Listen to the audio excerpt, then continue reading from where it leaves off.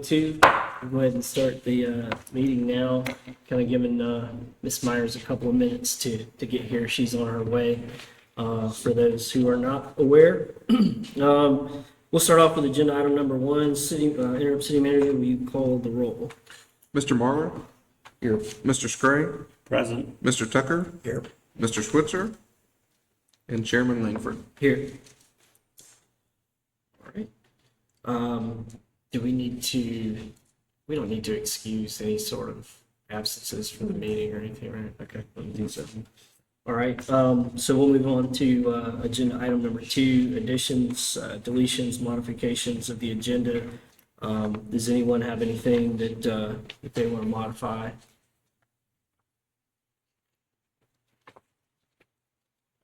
All right, nothing's heard, so we'll move on to item number three, which is the approval of the minutes from the 11/5/25 meeting. Is there a motion to approve? Motion to approve. Second. Motion by Mr. Scray, second by Mr. Tucker. Any public commentary?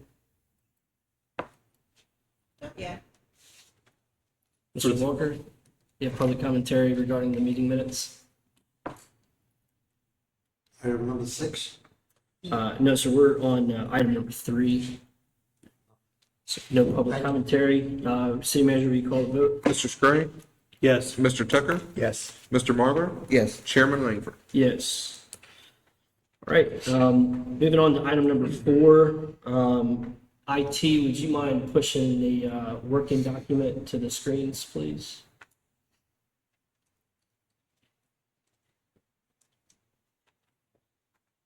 So, kind of speaking with Ms. CJ, the working document that's up, these are including the changes that we discussed during the last meeting. So what she's done is she's input all of the changes and accepted changes for those of you who's familiar with Word. And doing that, it just kind of cleans up the document.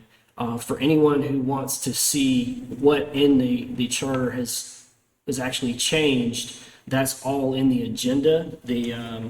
For those who are following along in the agenda, that would be the red underlined items. So if you want to see what was discussed last meeting, what would change, it would be found there. But the document that's up is obviously the working document that we're working on, but those changes have been accepted, so you won't see those highlighted red or underlined or whatever. So this item is we're considering an amendment to the city's charter to establish the office of the city clerk. Could we go to that section?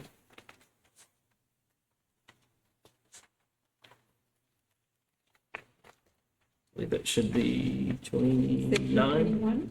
29. Isn't it? Yeah, it showed up in two spots, 21 and That's right. Yeah, there was two spots. This was 29. Yeah. the duties. Do you guys want to start at 21 or 29? I think we went through, in my opinion, we went through 21 pretty adequately last time. I agree. I think we just need to go through 29 and then kind of collectively look at both of them together. Okay.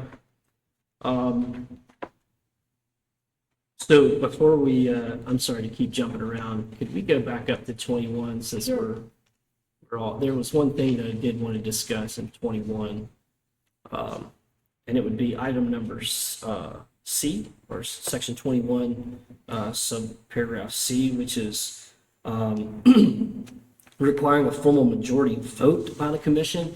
So based on last night's commission meeting and the commission meeting before, so two commission meetings ago, the commission voted in support of, I believe it was 4-0 was the vote. The mayor wasn't present, but it was 4-0 to vote in support of how to obtain consent, and that would be via vote. During last night's commission meeting, if you guys didn't see, they're preparing a resolution for the next commission meeting to actually codify that support.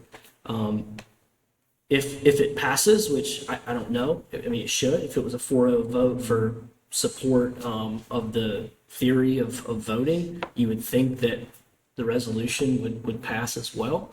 So saying all that to say, if they codify the requirement to vote, to elect or to confirm, or whatever we want to call it, a department head, do we want to keep this in the charter, or do we wait on item C to see what that resolution happens?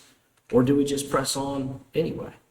I know at one point the attorney mentioned something, I believe it was the attorney, that they could pass a resolution until the charter was amended. So I think the expectation from the commission is based on the fact that we've already discussed that item, was what they're doing is a bridge to enforce this until it goes to the actual vote for the charter. So I would prefer to just leave this as we've already kind of tentatively agreed on it. And of course, I would think we would vote later on approving the whole thing as written, along with whatever changes we make in 29. Yeah, I think it moves the water if we start diving back into it again. Till they, vote on it. Yeah, I mean, if their resolution has something drastically different than that, different. then I think we would need to revisit it. But I think the resolution will probably mirror that pretty much verbatim is what I would expect. I think the only difference would be they'll add the verbiage advised and consent. That's the only difference that I can see. Yeah. Okay. I will just note that I had a resident reach out to me regarding whether there should be a charter change identifying the requirement for commissioners to vote to confirm a department head versus a resolution. And the way it was explained to me, and I kind of understood it a little bit better, was a resolution was kind of like an executive order by a president, whereas a change to the charter was kind of like, a long-term enduring type of change. So I kind of, executive orders are rescinded by subsequent presidents. Correct. Just like a resolution could be Right. rescinded by a subsequent commission. So I feel like identifying or codifying it rather in the charter would have a little bit more teeth long-term than quote short-term resolution. It does have a time clock on it, so. Right. Yeah, it would take another charter amendment to change it back. Right. Okay, that was all I wanted to discuss on 21C. We can switch on over to 29, please.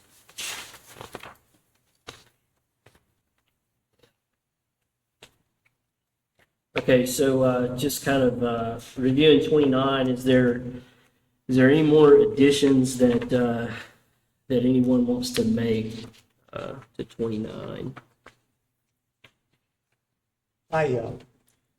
It's probably under roles and responsibilities in 30, but just to bring it up, I did a little bit of looking for city clerks in other communities. Like I said last meeting, why reinvent the wheel? With the same form of government that we have. Hold up, get it, Steve. Thanks. Not that it's a say and do all in a perfect document, but it pretty well covers what's in 29 with a couple of additions there. Is it just one sheet? Yeah, just one sheet. Okay. And I was going to say, this is, the charter is like your constitution. I know that the U.S. Constitution originally had 4,300 words. Now has 6,000 words. We would hate to see the Lynn Haven Charter have more words than the U.S. Constitution. So I definitely don't want to go down that road, but it is the Constitution that you go by. I just want to give this to everybody. Just gives you a little bit more meat to chew on, things that city clerks do in some other communities.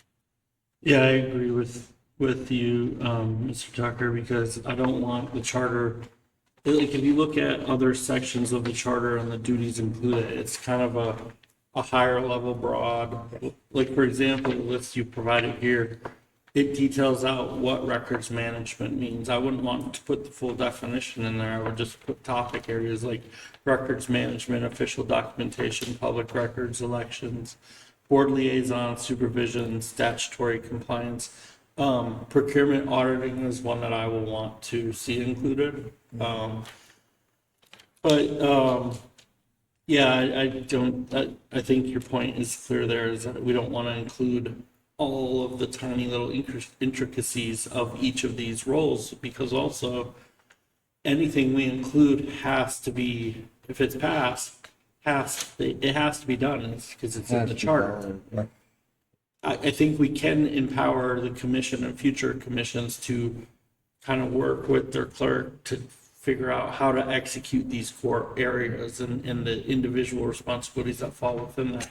I think our focus should be more on at a high level of what they're going to be responsible for and how they're going to interact with others. You know, are they allowed to give instruction to anybody? Are they allowed to field things like, for example, a whistleblower complaint? Is that something that's going to fall within their scope? They're focusing on the big picture stuff rather than, for example, specifically saying that they need to, like specific duties, Supervising tasks, Yeah. staff. Yeah, because I spent a lot of time drafting what I thought it should look like, and after many iterations, I'm back to a blank slate because I felt like I just kept putting too much in there and too much in there and too much And in you there. don't want to put a position description in a charter. Right. We don't want to overwork it, for Yeah. sure.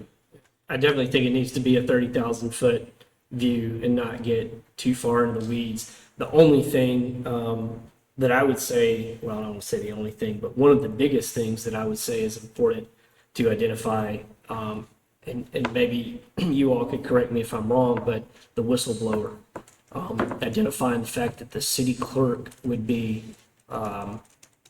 basically the POC for complaints. And it would be designed that way. For good reason. Yeah, so there's no fear of retribution or that type of thing from the city manager. I don't know, maybe what are your guys' thoughts on something like that? I mean, I think that if it's for example, an employee needs to whistleblow about a department head, naturally they should go to the city manager first, right? Military background, chain of command. But what if your commander, in this case, your city manager, is the person you need to whistleblow about? There should be alternatives available, mainly If it's city manager. the city clerk. If there's a city clerk available, city clerk naturally, if they're going to report to the commission, right? And city attorney should be the other one, because that's two positions that report directly to the commission out of the three. So I really think whistleblower complaints should be able to be fielded by any of the three. So that way, if it is about one of the three, you have two other options. Yeah, I agree with that. How do we want to word this and put it in? 29. Like, what is, I mean, we go in 29? I think it really needs to go into I think it needs to go. either into three spots, or there needs to be a section just about whistleblowing, and maybe we visit that as we go through the rest of the charter. I don't necessarily know that a whistleblower procedures should be in the. Because it gives. Yeah, in the consent charter. to- In which case, I think you Yeah. would you would want to say that, these are the individuals that are whistleblower. What's the correct term, Amy, for the person that receives the complaint? I'm looking right now, and the term I see, although I'm not sure it's the correct one, is employee designated as agency inspector general. That seems too, Wordy. It Yeah. doesn't feel exactly right. I think you can make it as simple as it's the city Seems very manager unless legal. the complaint involves the city manager, and then it's the city clerk. I think you can have a phrase or a statement in their duties to capture it that way. I do think we need to have a safe space, if you will, for Yeah. employees to be able to come forward. Yeah. State their, complaints. When you say employees coming forward and whistleblowing, define, I don't want to get too much in the weeds here, whistleblowing. you're not talking about a harassment type of thing. You're talking about a financial or an administrative or legal function. Absolutely. Something that's going wrong that should be dealt with. Authorized recipient, So, for disclosures concerning a local government entity specifically, must be disclosed to the chief executive officer or other appropriate local official. So I think you're using the city clerk as the other appropriate official. and I would also like to use city attorney, so we'd have 3 authorized recipients of complaints. So then do we just want to add in section 27 and section 29 that both the city attorney and the city clerk would be authorized recipients of whistleblower complaints? What's in the city manager section right now? I mean, it was I don't think there's anything that, anything about-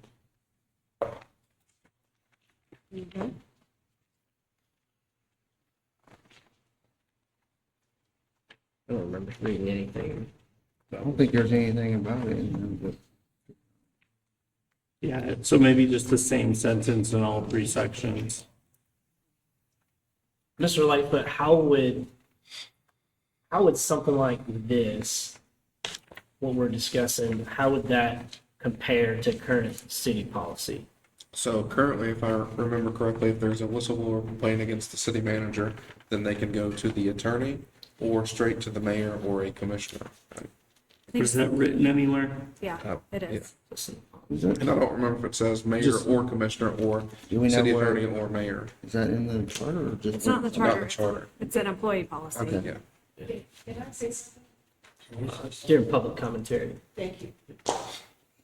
I think that, during the public Oh, commentary sure. section, yes, Okay. ma'am, so.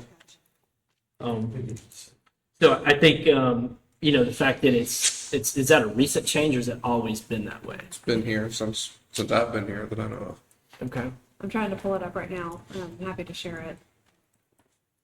But that is, my opinion is this more of an employee manual type, And who decision writes- than the charter. I mean, we put it in there, if the charter changes are adopted and there is an office of a city clerk, then the commission could go back and change the employment policy manual to say whistleblower, city manager, city clerk, city attorney. And who's the author of that manual? Who writes that? It's a variety of people, labor attorneys, our city attorney, HR, but the employee manual is adopted by the commission. So if you get a, sorry, Go ahead. if you get a city administration team, including commission, that is up to nefarious doings, can they change that? The commission has to adopt the changes. Okay, so they would have to, if they wanted to change the whistleblower policy, it would have to come before the public. Just like last night, the take-home vehicle policy that was approved. We changed that in the interim basis, and then the commission adopted the changes for the take-home vehicle policy. So nefarious, get a little in the weeds here. So you've got a $35,000 limit of items that you can purchase. And if they're splitting it down the middle in order to get around that or splitting it some way, is that what you're referring to as nefarious? I mean, Could be anything, I mean, Anything. basically any kind of, if you get to, let's say in 2060, there's people that are, are babies today, right? And they're in charge in 2060 of the city and they decide, well, we don't care about people whistleblowing, so we're gonna change the policy and reduce it down. Like, is it more important to us to have it in the charter where it's protected and would take a full citizen vote to change it? Or is it something that we can entrust to be in policies that can also be changed more easily? I will say too, the state law provides for whistleblower protection for Very employees. true. And they can always call a hotline if they don't feel Right. comfortable talking to any of the city officials who have been designated. So I feel like the key role, or your key opportunity in the charter is to designate the person, if it's going to be other than the chief executive officer. So something as simple as just putting a sentence in each of those 3 sections saying, that position is a designated whistleblower recipient. That'd be simple, right? I kind of tend to lean that way. We're not adding a whole section. We're not adding, a whole lot. Just We're make just, them a designated person. yeah, we're just identifying as that, hey, per the charter, these individuals are designated. I'm good with It's kind of like to draw, I guess, an analogy of kind of sexual assault reporting, right? You have mandatory reporters, you have different things, at least in the military. So we have different individuals that are identified as people that, we can go to. It gives you an outlook. Right. And I think that's really the gist of what we're trying to identify here, and then we move on. I don't think we need to necessarily make a mountain out of a molehill, so. So like a sentence that says, in each section for city manager, city clerk, city attorney, this position shall be a designated whistleblower complaint authorized recipient, No such order. in no such order. That work, Amy?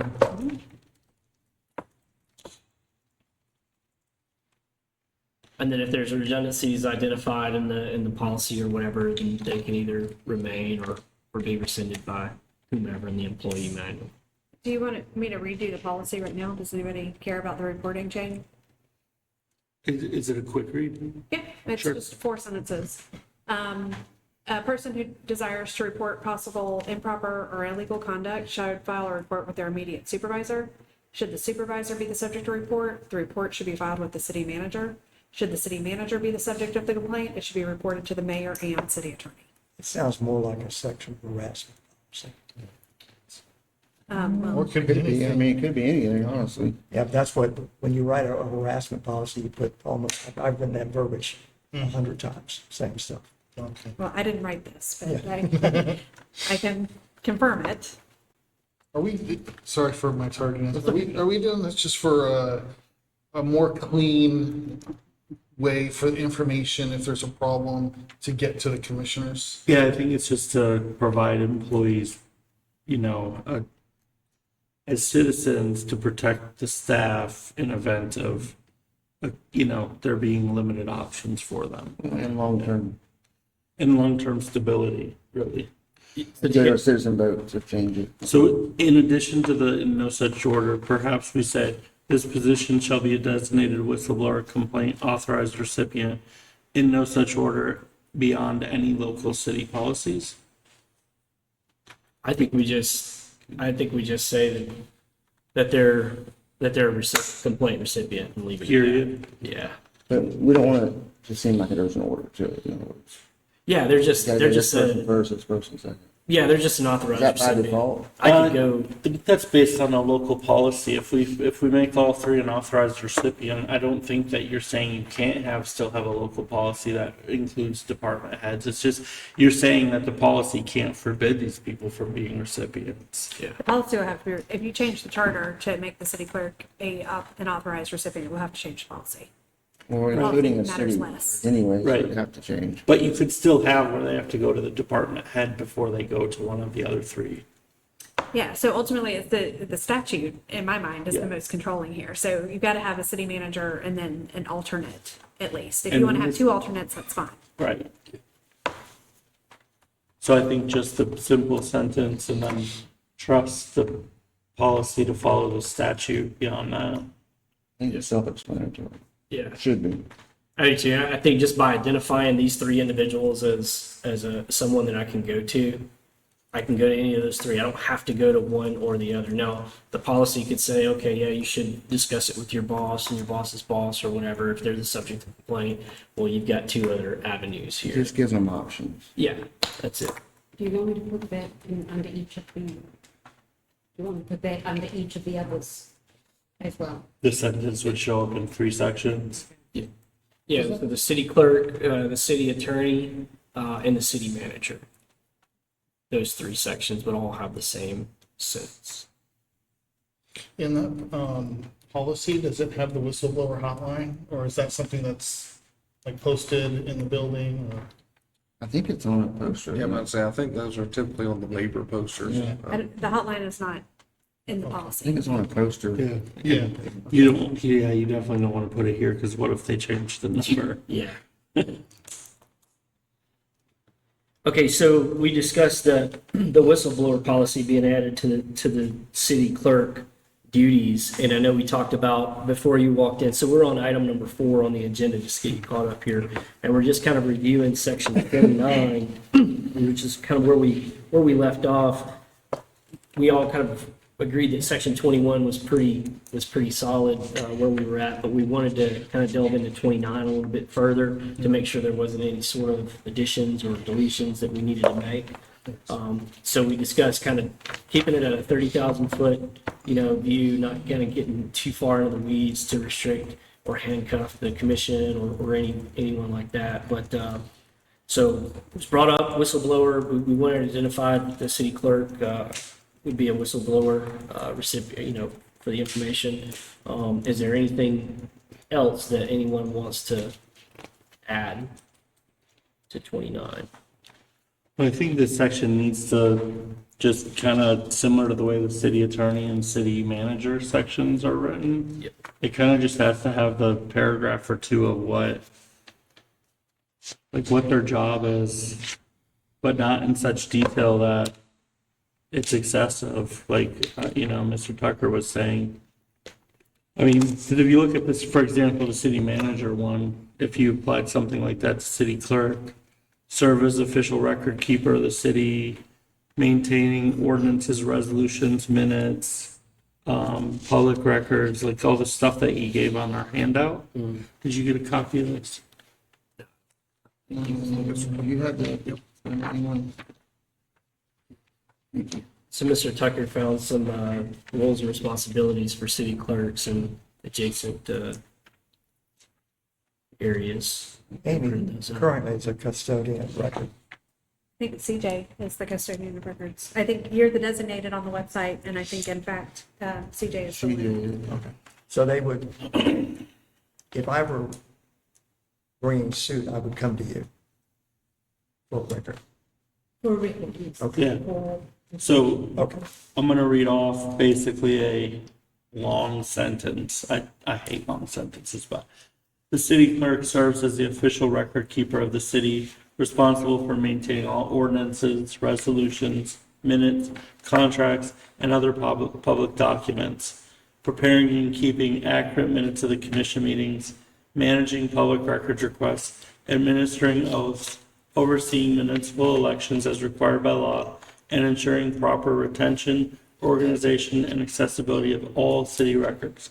The clerk performs these duties independently and in accordance with state law, established policies, and other direction from the city commission. Something like that. It doesn't have to be that per se, but something like that is what I think belongs in section 29, similar to what's in the section number for the attorney and the city manager. Yeah, I mean, I think that pretty much captures it from a broad brush stroke. I would suggest instead of putting one long sentence, maybe we bulletize some of those, like similar to what it is in section 26 for the city manager. Yeah, I just, Yeah, like general duties to include, but not Yeah. limited to. Yeah, we can have some ABCs in there. Sure. haven't you got section 30 for that? Oh,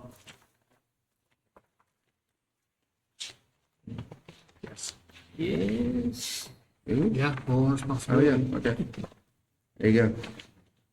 I think the main focus is that, the existence of the position is protected by the charter.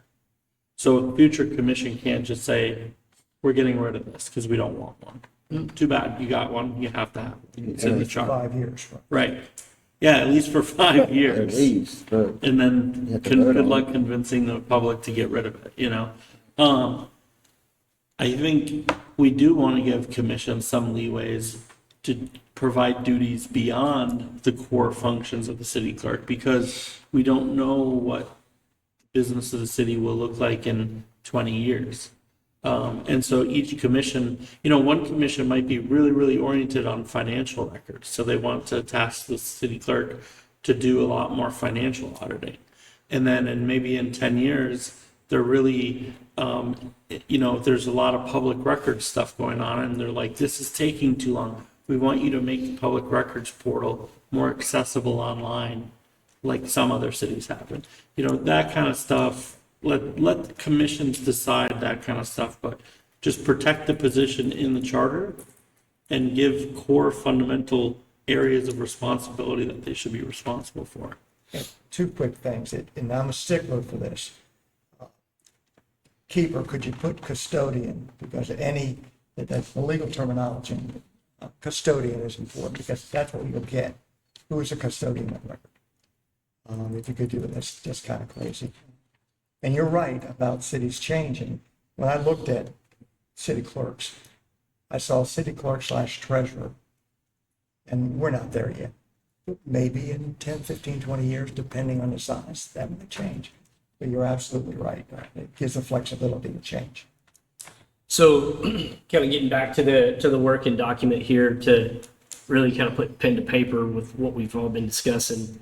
If you look up there where it starts, where it says the city clerk shall, I really feel like those few sentences should be moved to maybe section 30 and bulletized, and then add what Mr. Scray was talking about and bulletize those, so we can kind of visualize it and then strike through what we think is too far into the weeds. What do you guys think about that?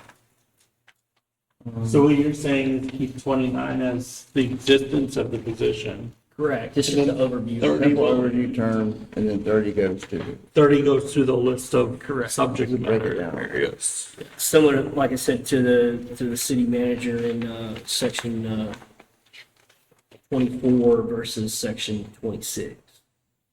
So we would do the same for the city clerk in 29 and 30. Amy, does it have to be two separate sections? Is the city manager section 2? It is. Yeah. Why?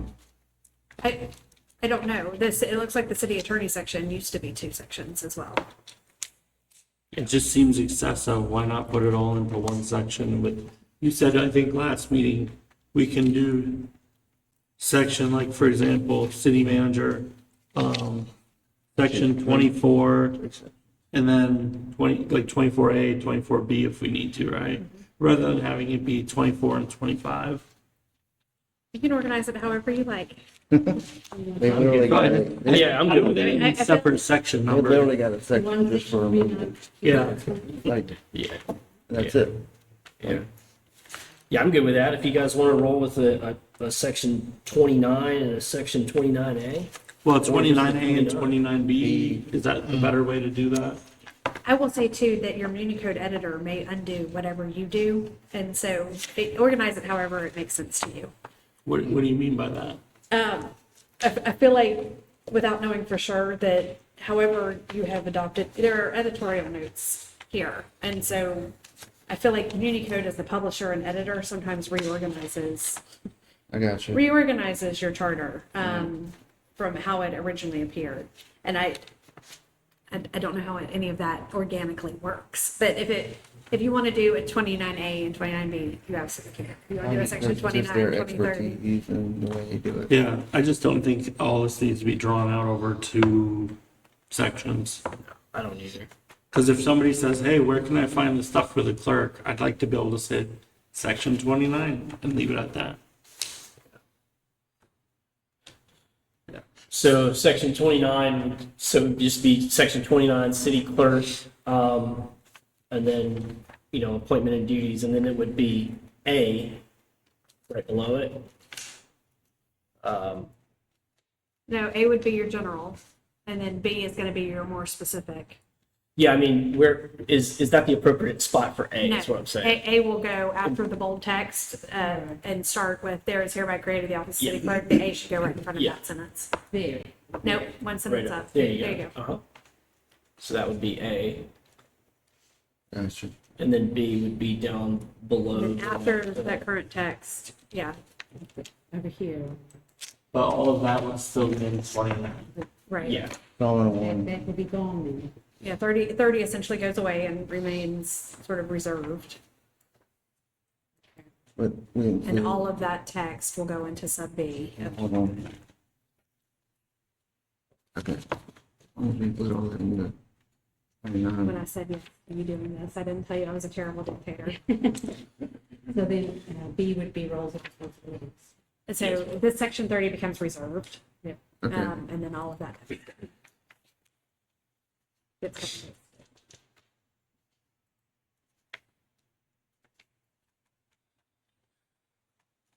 Okay, and then B. And we just need a 130.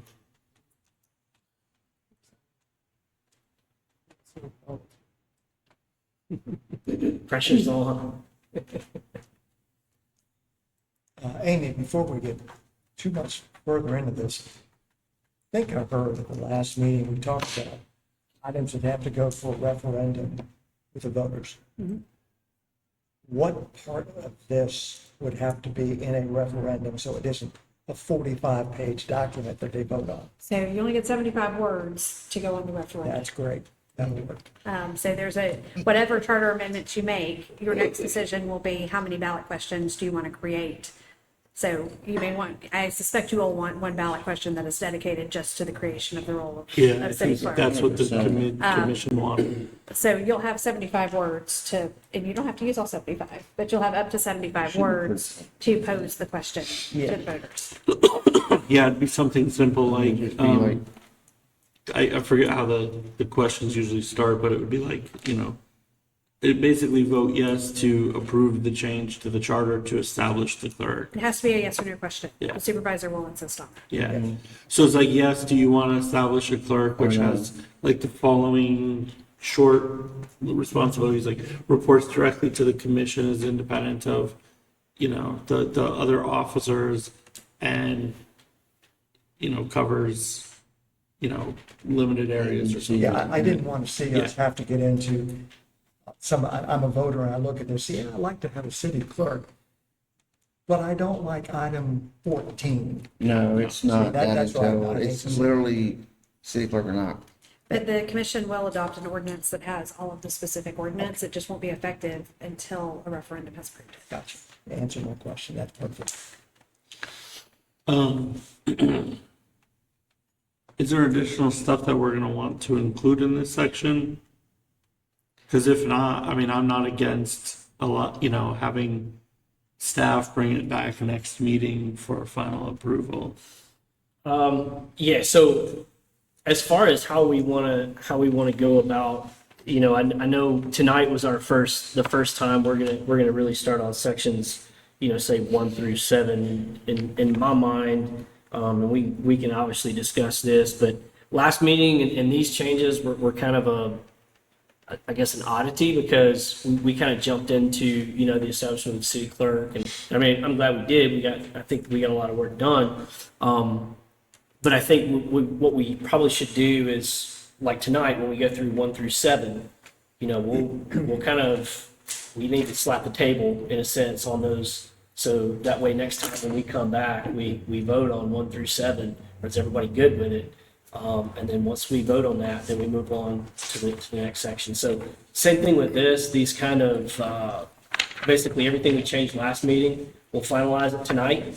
And then next meeting we come back, we'll vote to close this out, and hopefully 1 through 7, depending on how far we get into that. Is the correct assumption that after we vote to finalize these changes, I believe the commission wanted you to bring this back to them to kind of see what was settled on, because they have to decide if they want to just wait for the next organic election, or if they wanted to call a special election, or try to get it on the ballot in what is the generals in November of next year.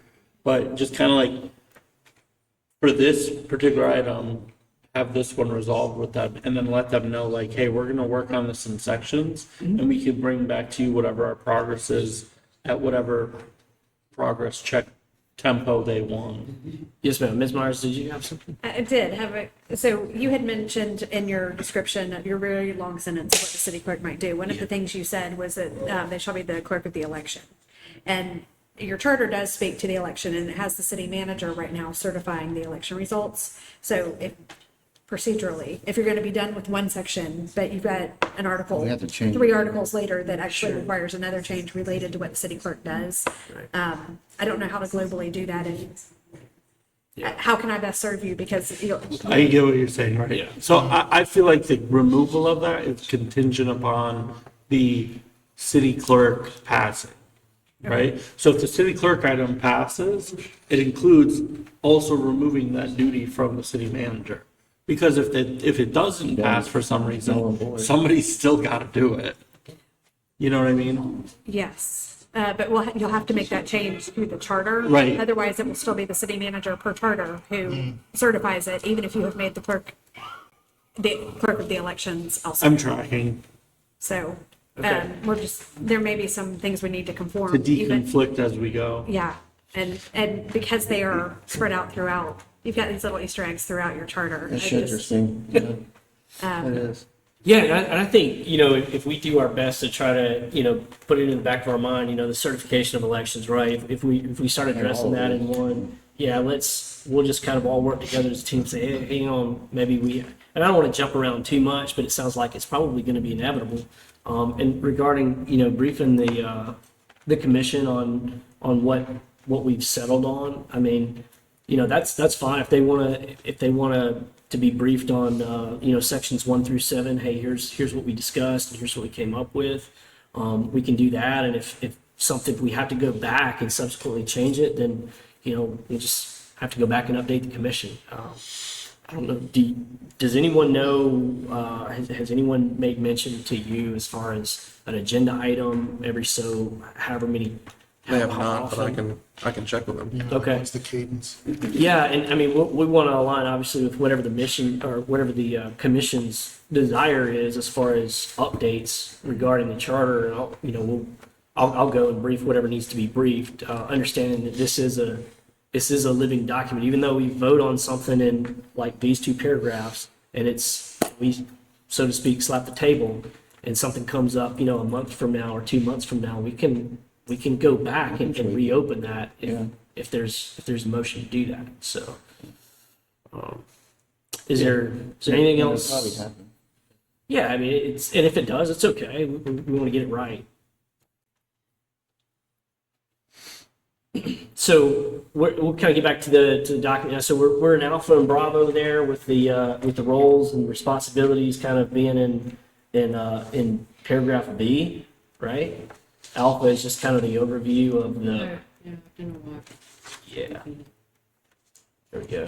So we were going to take what we already had, kind of bulletize it there, and then add what Mr. Stray had brought up, and then that way we can kind of decipher what all we have, and then if we need to strike through or add from there, we can. So, do you have what Mr. Stray, that long sentence that he had? Do you want to just take your computer down there and let her bulletize that? Or? You will email I've it captured to some of it if he wants to have a look and see if it's on there. I think he's going to email it. Oh, to you. is this all in B? Second. Is this all in B? Yeah, this will go into B. So these are I'm just the breaking it down. these are the roles and responsibilities, and we're just going to kind of bulletize them, and then that way we can.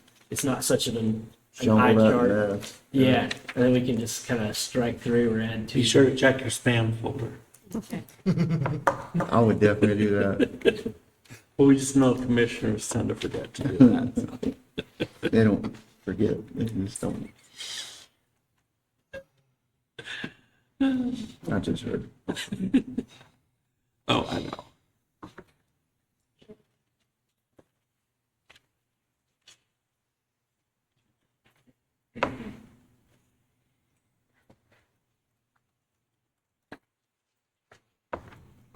So you wanted me to update those now? Yes, ma'am. And then we're just going to kind of. Means I have to open my app book, so if Harold could then just remove. Oh, I thought, Take it down. Yes, ma'am. Mr. Harold, would you mind taking down the working document right quick so she could open up her Outlook and get everything transferred over, please?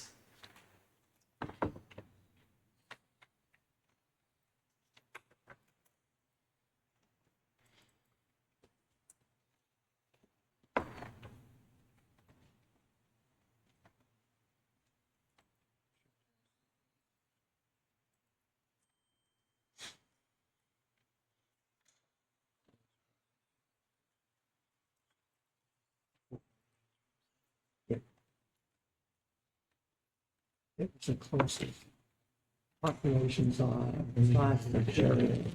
Older domain. You think? I'm actually going to, I just got a picture of that the other day. Make it good, whatever you do.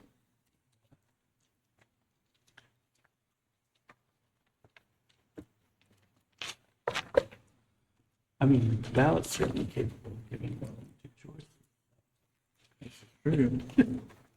And you have so many words, but.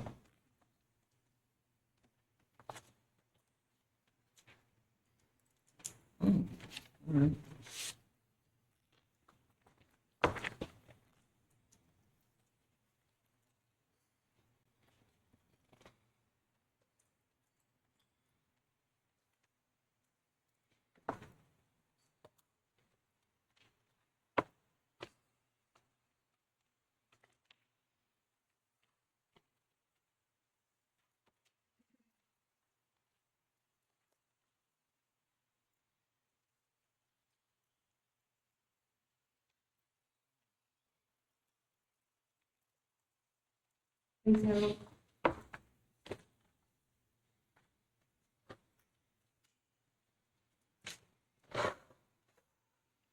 Yeah, we gotta put it back up. So what do you want me to do? I think we just come up with a few choices. Yeah. Okay, so looks like we've got the working document up now. Thanks, Ms. CJ, for getting that stuff pulled into that document. So, you know, we kind of talked about earlier, kind of broad brush, 30,000 foot view, roles and responsibilities for the city clerk. Excuse me. So all those things that we discussed are on here. So the idea is we just kind of review those and either add to, strike through, amend, whatever we need to do, and go from there.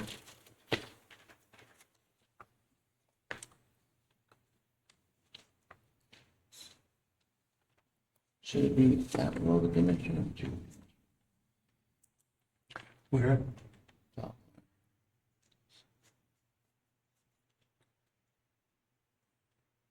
Anyway, well. Oh, second yeah. one. You know what I mean?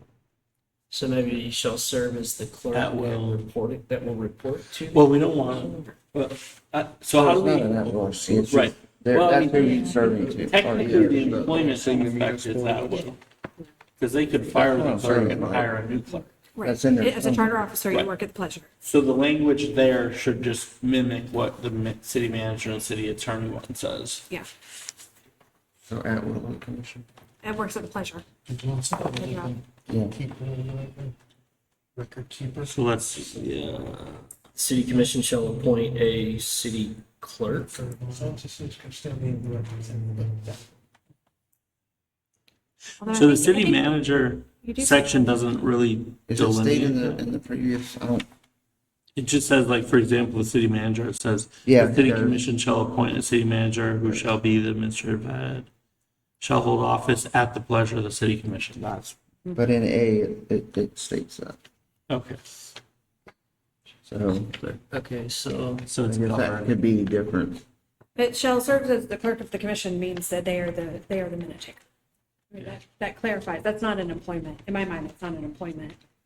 That's a task. That is a role. I think shall serve at the pleasure of the commission is redundant then. Yeah, because it's already in the first. Does it have I to didn't be see in that. there for, I mean, Florida's an at-will state, so it doesn't matter. But this doesn't have to do with at will. This means that she's the one who is going to record the minutes and the motions Right, of so she's everything. just with the reporting. Okay, I just know people tend to bring that sentence about at the pleasure of the commission up with the city manager. It got brought up a lot this year. Right. And so I think the interpretation of the public is that it is what you're saying it's not. I think the public thinks that that sentence means the employment, not duties. Oh, okay, well, So, the public will always disagree with me. I can't help that. It seems that way, like you always public review of things, so. So where will we I know that's saying the good. clerk reports to? yeah, so ultimately, what I'm hearing is you're saying it doesn't matter if it's in there or not. At will in Florida means at will in Florida. But this is, At the pleasure is what signals to me. This line right here shall serve as the clerk to the commission. That's a function. To me, that's a function, that's not an appointment statement. Right. That's why I Okay. got it confused. Okay. So it's just a function. This tells me that she's the one I look to for taking the minutes, noticing your meetings, arranging for special meetings, all of that. Right. That tells me she's the one. That's what that tells me. We already covered the other part in the A. So we're leaving the first one? Yeah. Okay, second one, the city clerk serves as the official custodian and record keeper of the city. Anybody got any issues with that? Okay, next one, responsible for maintaining all ordinances, resolutions, minutes, contracts, and other public documents. Any issues with that? Is that a semicolon after documents? Yeah, I think I mean, it's almost redundant of the sentence before, but I still think it's necessary. yeah, Because it's yeah. core function. Yeah. Do you want to take contracts out of it? Can we merge the two? Well, no, you would still have to maintain them now, right? As a clerk, they have to be, They are required. I mean, there's so many things you can put in there. You can put budgets, which are also required. I mean, there's a lot of things you can include. The legal interpretation rules say that if it's not included, it's excluded for a reason. And so you want to be as you either want to stick with something very general that can mean a lot of things, or if you're going to be specific, You gotta be be super very deliberate detailed. about how specific you're being. so I think in that case, sentence 3 is more restrictive than sentence 2. Yeah. Yeah, Sentence 2 includes all of that and more. so we're gonna, are we saying to get rid of responsible for maintaining that sentence?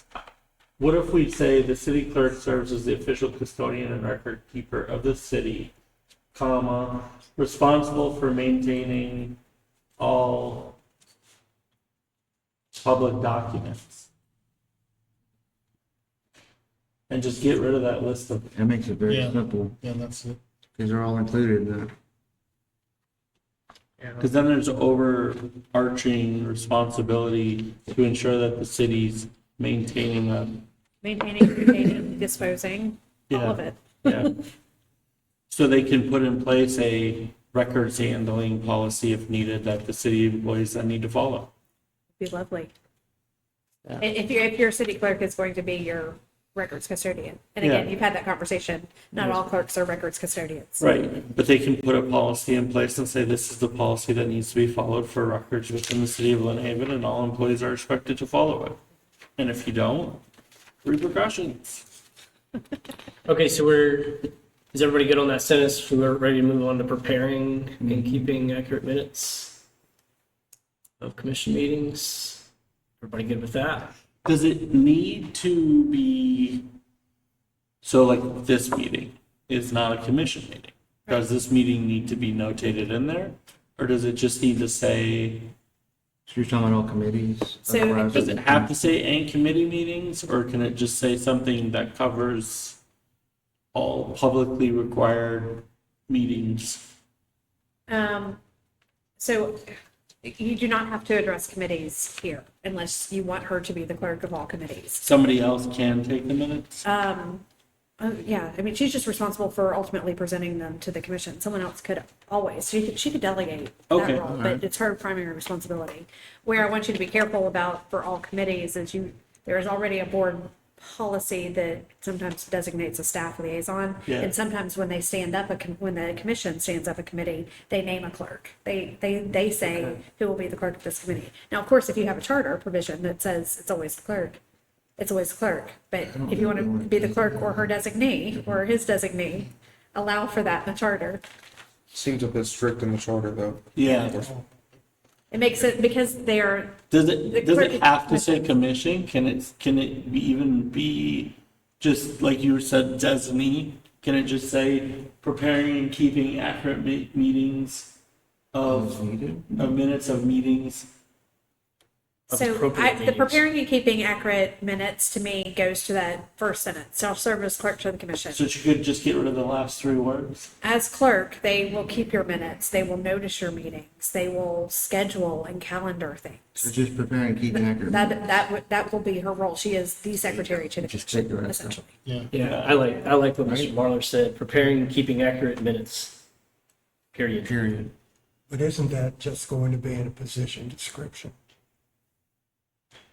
You're making it so, So you're saying, is it even It doesn't even need necessary? to be yeah, in there.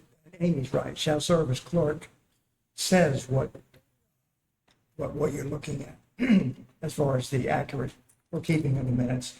You can add this in a position description. You don't want to get so much in the weeds that this, again, is. So the next three really would fall into that category. Managing public records requests and administering oaths would all fall into that. But my concern is, if we leave out something such as public records requests, does that leave the door open for the commission or a city manager to say, they're not doing that, this person is? Well, we've already stated that they serve as the official custodian and record To the keeper. commission. Okay, It would kind of, I don't think anyone would come up with a policy that you would go to someone other than the record keeper You for definitely don't want to overcorrect record it. requests. Yeah. so I think those next three lines could all be removed. I agree. Preparing, managing, and administering. Administrative notes, is it on? All three of those fall into the core duties that are already represented. Next is self-explanatory. Well, yeah, and this is the one, Amy, you said is, Change it to certifying. That's the one if you want to make the city clerk the clerk of elections, that's fine. I think I'll have to make some conforming changes in other parts of the charter. got it. Because right now it's the City manager, city manager that certifies. yeah.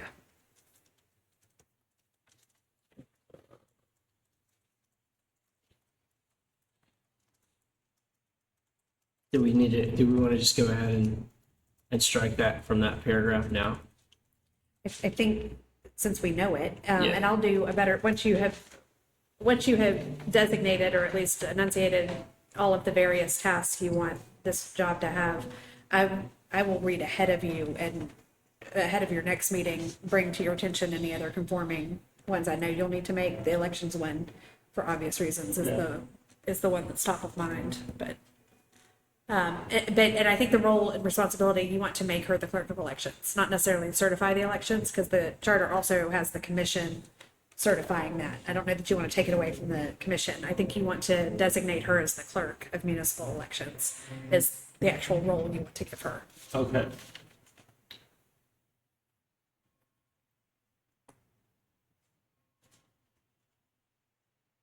Is it redundant? I'm not finding The that. clerk of city election. Not okay. finding that in the city attorney or the No, city it's- manager section. It's not in the city manager section, it's in the Article 4 regarding elections. Okay. It's a little confusing. So Article 4, elections, the canvass of return, section 32. The result of voting when ascertained shall be certified to the canvassing board by a return in duplicate signed by the city manager and a majority of the inspectors of the election. Yeah, section 32 at the end of the charter. Up on the screen.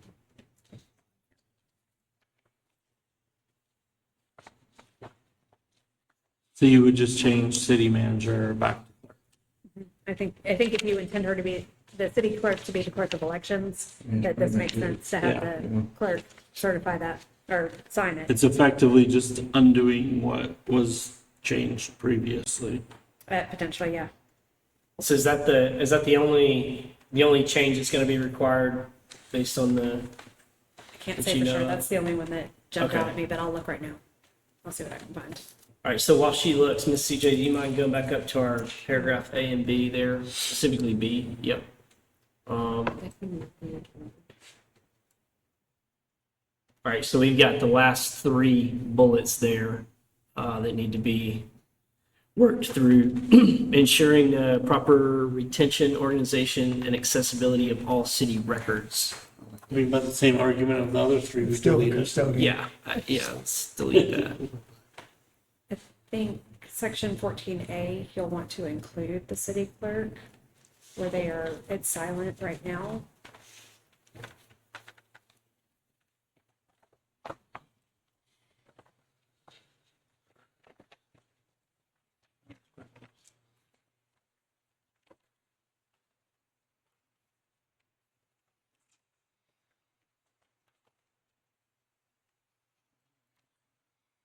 So you would just add a sentence basically to 14. I would just add, city manager, comma, city clerk. To 14A. Uh-huh. So I think we should probably address changes like that when we get to Yeah. 14. Okay, that's fine. What I was asking about was like specific changes to I'm the. looking, that was just the first one that came up. Yeah, that's okay. Like for the election stuff and like individualized type of things. So I think like keep a running list of potential conflicts. Actually, that's a good idea. We can address them when we need to. Okay, so we're down to the clerk performs. That's a pretty long sentence there. Do we want to break that up or? Well, leave it like actually it two is? sentences. There's a period between commission and shall. It's Do that. required by the city. Direction of the commission. I think the clerk performs is an important one to keep because I think it protects the sanctity of positions. Yeah, I think it's broad enough that it allows the commission to drill down a little bit further. And I think the second sentence after it is redundant of the one that we're discussing. Well, should it be A? Should it move to paragraph A? Well, I think the two sentences are just effectively saying the same thing. Get rid of it? One or the other. Yeah, scratch. Yeah. Or need both. Is everybody good with removing it? The one that says duties independently is the one that pretty well defines that they're independent and report to the commission. And it's not staff person reporting to another staff person. Gotcha. Yeah, and the second sentence says the same thing, just starts a little bit different. Right. Okay, I think we're all on board with removing shall perform such other duties. Yeah. Yes, ma'am. Thank you. And then that's the one that we already agreed to have in there. But should be should be designated a whistleblower complaint Yeah, recipient. you got two more. Shall be a designated whistleblower. You don't want like the, like it makes it sound like, Yeah, we definitely don't want the because there's two that's other what I ones. mean, like, there be an A in there or no? Oh, yeah, because you're gonna have more than one of them. I guess because we designated. It implies that there's gonna be Oh, more yeah, than yeah, one. yeah. that's It just said like designated whistleblower. Yeah. Okay, so do we need to go back up? I think we're good with A and we're pretty solid on B. Do we need to go any further to expand or delete or shrink either of those two? Does everybody want to read back A first and then? Yeah.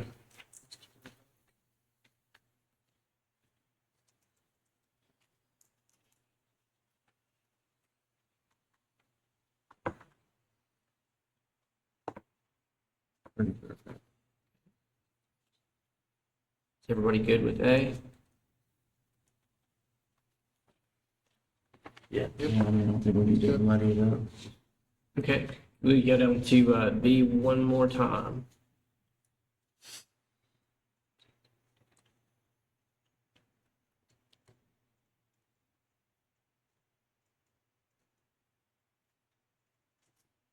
I still would recommend that you have a catch-all statement that they perform any other duties directed by the city commission. Right now, it Second says, to last one. well, it says they perform these duties in accordance with state law, established policies, and other direction. But it's limited to performs these duties. So you've only got the enumerated duties. I think you want to catch-all in terms of the So duties. instead of these, say all? Additional duties So they're- determined by the commission? So the struck through on A, are you able to go up just a little bit, Can we use it shall in any perform direction? such other duties as Instead are of required. designated assigned, This is the one we assigned discussed. duties. I know, but the such other duties is an intentional catch-all, What to be about very assigned general, duties? as opposed to these duties, which is So fine. would, you would just add that, if you go to B, you just add, and other, These and such other duties, and other duties, and other such duties as assigned by direction of the commission? I think you need a catch-all, Oh. Yeah. because you're not intending just those things, Yeah, I'm fine Shall with that. perform these and other duties in the, it's It's two extra words, I'm good with it. Stupid question, but you need to call it the seal.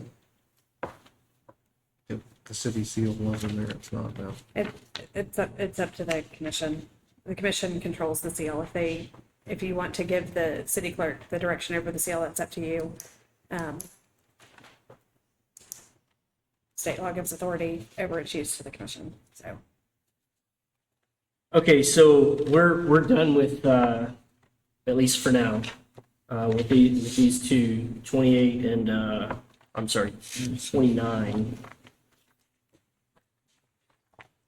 And we combined those. So kind of going back to what we discussed earlier, these were the last two items I think that we needed to finalize from our previous meeting, from the items that we looked at. So I feel like the right thing to do is next meeting, and Ms. Myers, correct me if I'm wrong on this, next meeting we'll vote to I guess, codify those changes. And then, You're going to Go make a from there. recommendation to the commission is what this board will do. yes, ma'am. Yes, ma'am. I mean, as far as the changes within the document, we're going to, for lack of a better term, slap the table on paragraphs 29 and 30 and say, hey, we're done with these. We're not going to, everyone's satisfied. Yeah, we're going to vote. That would require a vote with us to say, hey, we're done making changes. And then, at So that we would- point, I believe we would effectively motion to vote to have you go to the commission and represent the changes we've made in sections 21 and 29 in order to basically present to the commission, and say, we reviewed the tasking you've given us of establishing an office of the clerk. This is what we've prepared. And then they can decide if they want to have us keep working on it for some specific reason, or if they're prepared to go forward with whatever they want to do with it. Yeah, that's all the time.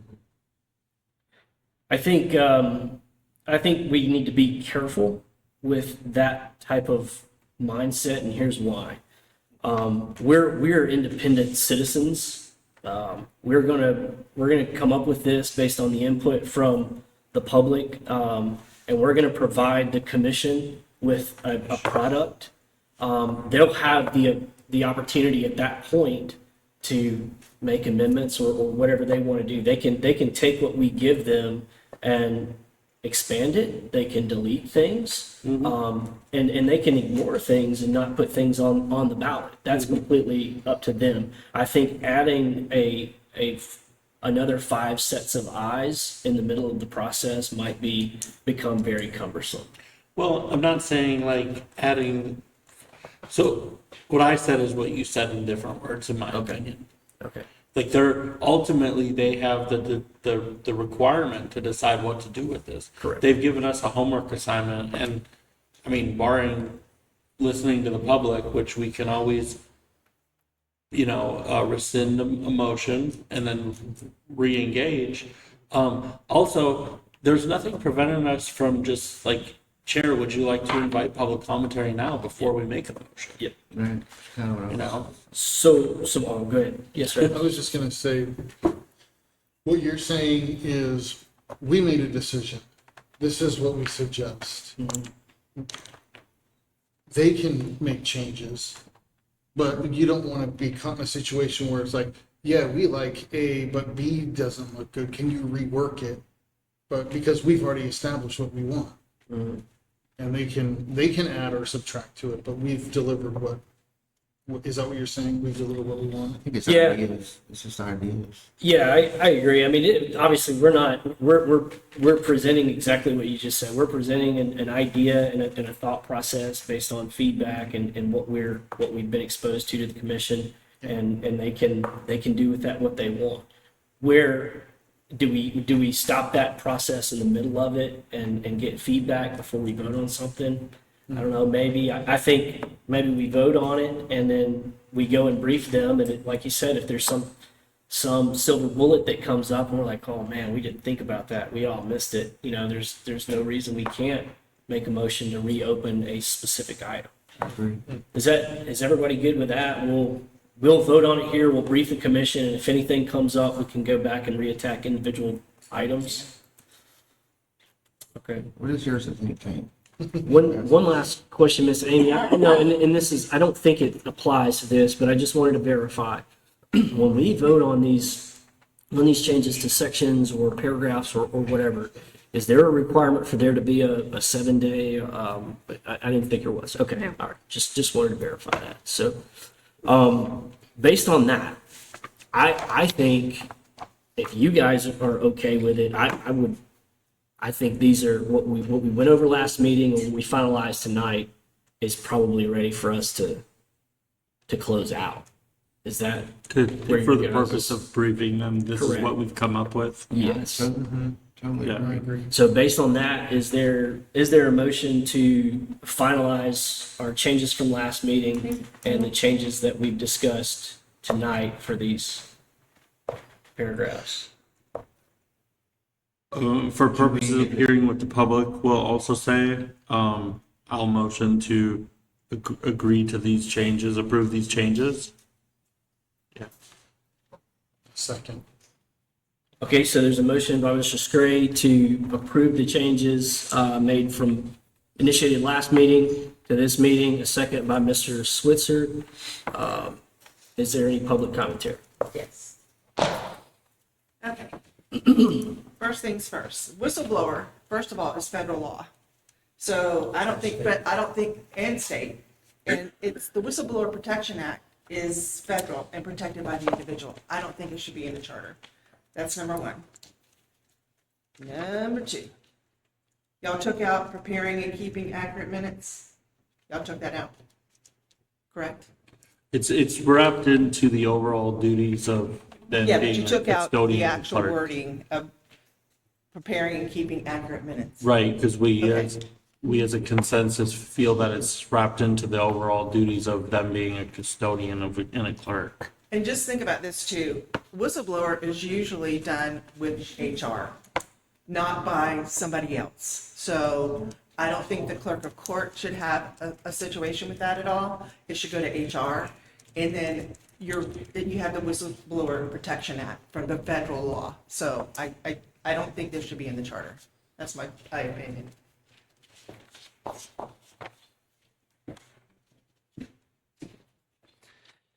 I totally agree with that.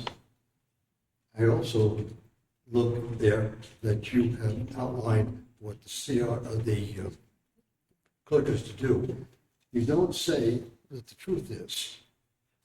The clerk of the court is the clerk of the city, for the city, not the commissioners. Period.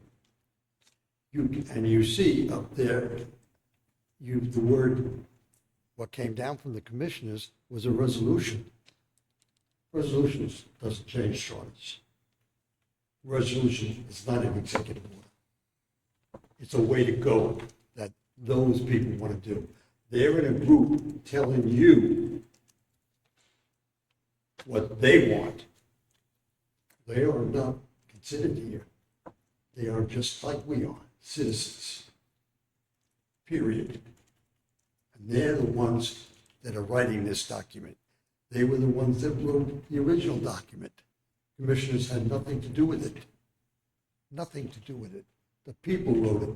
It's the people's document, not the commissioner's document, not the city manager's document. The people. And he should just have two of them here, just tell you. You look up there and you will see in there that Florida law, the original charter, had to be submitted to the state of Florida and approved by the state of Florida. And they did. There will be no corrections to the charter unless it's done by the people, a referendum. You were right. You are right. And up there you see what they did. The last charter review board was a sham. It was biased. It was controlled by the city manager. The city manager shouldn't even have been there. Period. City manager should be just like the rest of us, a citizen. We don't have a city manager now. We have an interim. And be advised, the interim city manager doesn't have the full powers of the city manager. The city manager is not, has to be, per the charter, a resident and a citizen of Lynn Haven. Your present interim one is not. He doesn't pay taxes. He cannot vote for this. So, there is a point here. And you'll notice that most of the old information has an ordinance. Ordinances do not change charter. The people do in a referendum. And that's in the charter. What you've done here is you said, set up a city clerk. That's a city clerk of the commissioners. This is going to be a brand new office, and it's going to have a staff, and it's going to be expensive. Even doing this change to this is going to be very expensive. I know my 3 minutes. Thank you. But I agree with you in what you said.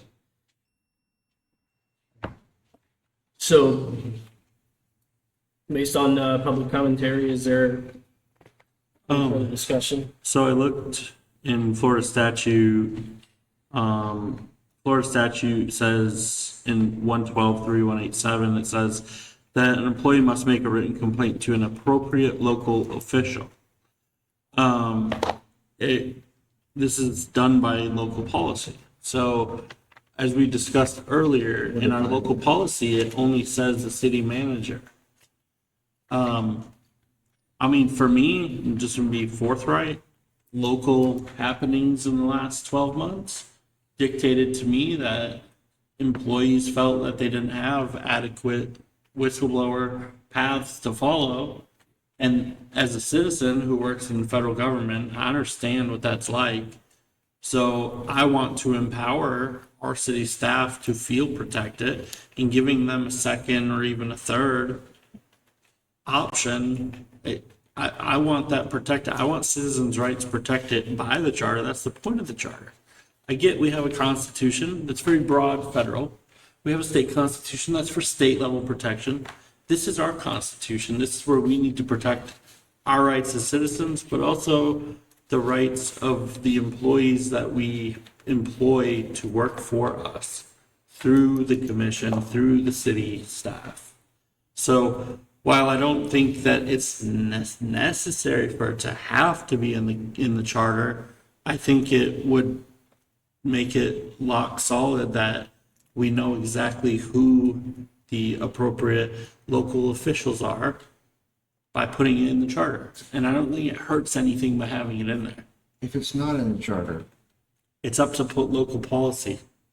which is, Or other appropriate local official. You can establish that here. They can establish it by policy, but you can certainly propose it into the charter. Yeah. So, I mean, if we want to, instead of putting it in the 3 spots, say something about other appropriate local official, we can, but I would like there to be, I would like there to be 3 options. And it just, to me, it makes sense that you have 3 options: city manager, city attorney, and I'm going to point to her because she's doing the work now, city clerk, 3 independent options for them to make their complaints. So that's my position. Listening to the commentary, I am absolutely correct that complaints would generally go through HR. Discrimination, harassment, and I consider bullying, if you want to call it that, harassment. It would go through HR. I don't know, and I'm not trying to speak out of turn, if we have, we don't have a department head for HR, correct? We did. It's not defined as department head, not in the charter. We have an HR director. We have an HR director, but not a department head. No, not a department head. Just says HR director, but not a department head. I question the technical skills of the HR director, just me. I've only got 40 years doing it, but I would question that. I agree you need to have something where staff feel like they can go to city manager, attorney, someone else to define it. And yes, there are federal, yes, there are state laws. I think we're just trying to define where they can go. Yeah, and these aren't, I mean, federally and at the state level, I mean, that's federal direction. The federal direction isn't gonna say, hey, city of Lynn Haven, it's this person and that's Let's that. define it. In our country, we are set up to slow things down, and locally is where we make the decisions that affect us locally. We don't need to rely solely on Tallahassee or Washington DC to decide where, sorry, Kiki, you're the only employee here right now, where Kiki could make a complaint if she needed to make one. Right. We don't need to, if we only have the one appropriate local official, and it's through a policy that can be changed like that, that's not protection, that is convenience. And put it in the charter, that's, you're protecting it. Yes, sir.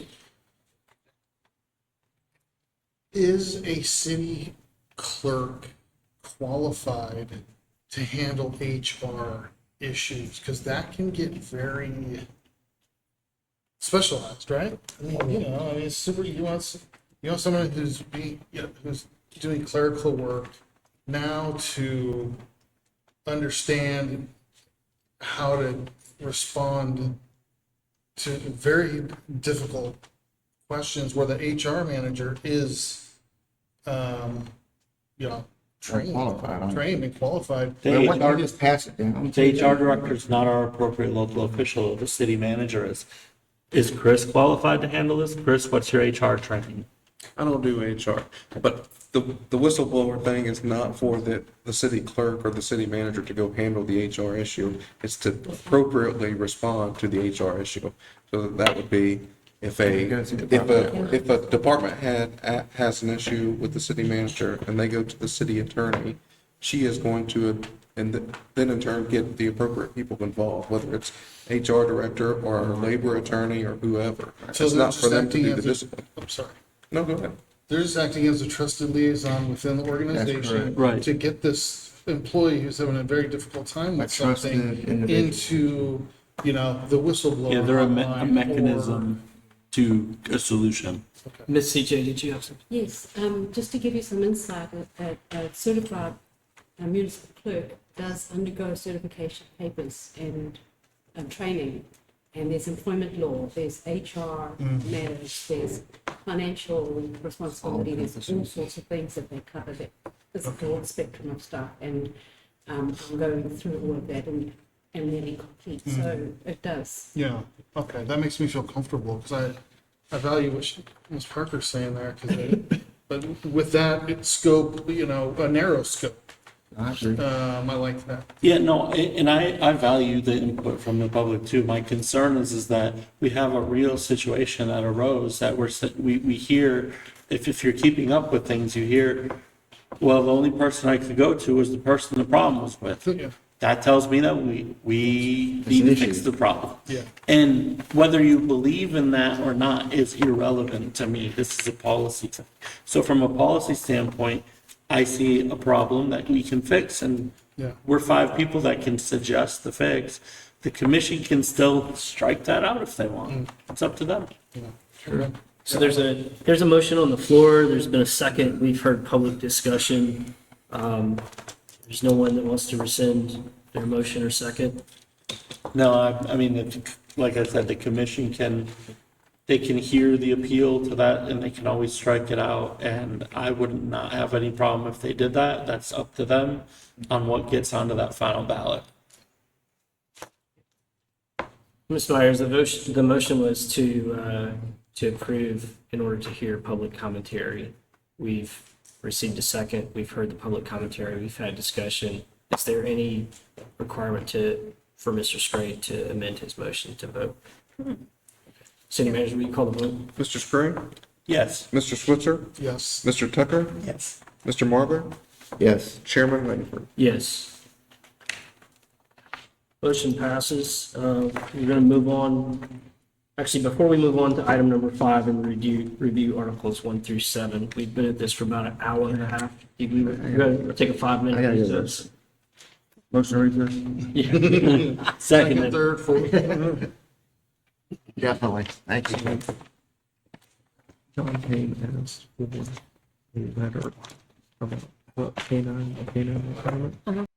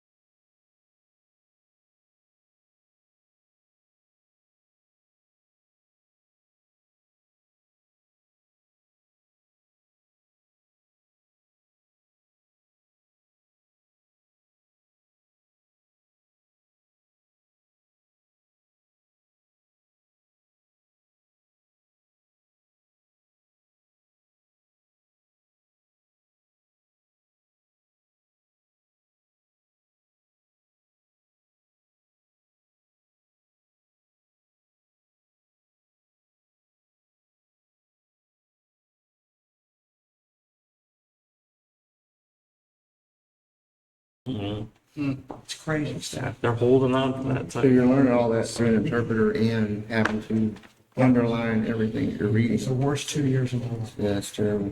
All right, we'll go ahead and resume. Moving on to item number 5, we're going to review Article 1, Sections 1 through 7. We discussed last meeting that we would begin review of Sections 1 through 7.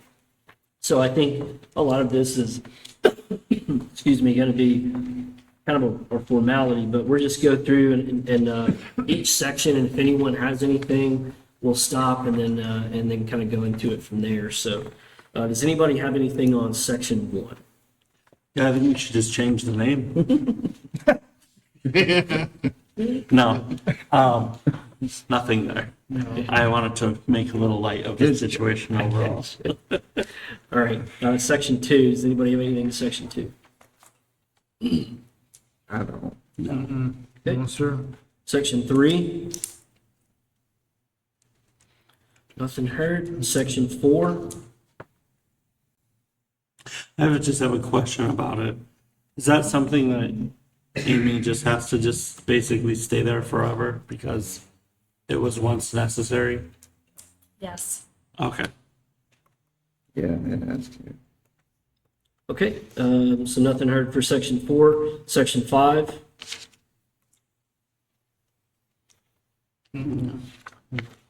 Nothing heard for section 5. Section 6?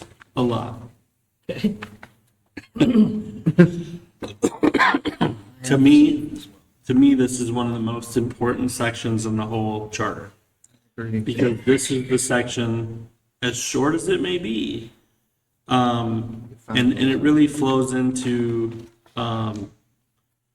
section 7 as well, because like I've said before, some of these sections are parsed out into multiple sections. But to me, the importance here is that this is where we define what our legislative body is going to do for us. And I'm concerned regarding several things. All of these may not want to end up in the charter, but I want to go through them and at least talk about them. So the first one is a separation of powers and administration. I would like to have an addition of something that says along the lines of, the city commission shall act in all matters as a body. All actions of the commission require affirmative votes of at least a majority of the commission currently elected or appointed, regardless of how many members are present for quorum. That sentence to me, or 2 sentences, are important because if, for example, you have a 5-member commission like we do, and there are 3 present, in order for something to pass, I believe you should have 3 yes votes, not 2 to 1. Because 3 people present, a majority is 2.